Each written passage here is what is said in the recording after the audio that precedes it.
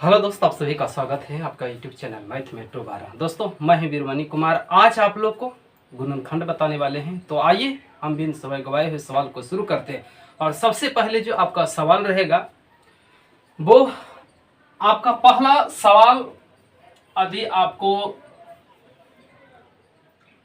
49x² और -16y² अगर रहेगा तो इसको हमको किस तरह से बनाएंगे।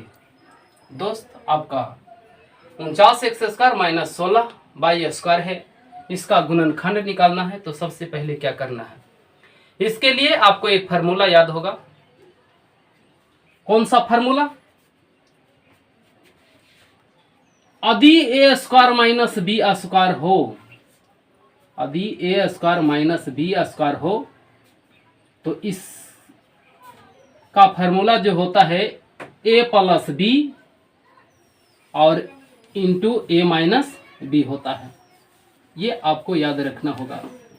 यदि a² - b² यानी पहला का वर्ग और दूसरे का वर्ग का अगर अंतर होता है तो क्या काम करना है, दोनों को एक बेरा जोड़ देना है और एक बेरा घटा देना है, लेकिन दोनों को वर्ग होना चाहिए। तो क्या आप इस सवाल में देखो, क्या इसका वर्ग हो सकता है, इसका वर्ग हो सकता है? अगर वर्ग होता है तो वर्ग करके कीजिए। हम यहां 49 को लिख सकते हैं 7x², 16 को लिख सकते हैं 4y²। क्या a² - b² हो गया? a² - b² हो गया। यदि a² - b² होता है तो एक बेरा जोड़ दीजिए, एक बेरा घटा दीजिए। यही काम यहाँ पे करना है।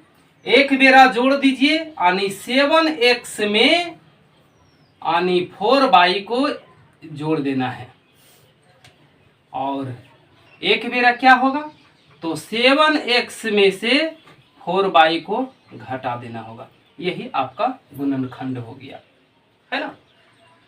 इसी प्रकार से आप दूसरा सवाल को हल कर सकते हो। दूसरा सवाल मान लीजिए कि आपको दिया हुआ है 64 और -x²। अगर इस तरह से सवाल रहे तो हमने कहा कि सबसे पहले दोनों का वर्ग करके देखो। अगर वर्ग होता है तभी ये फार्मूला पर सेट होगा। 64 को हम लिख सकते हैं 8 का वर्ग, 8 × 8 = 64। इसको क्या लिख सकते हो आप, x का वर्ग लिख सकते हो। a² - b² हो गया ना।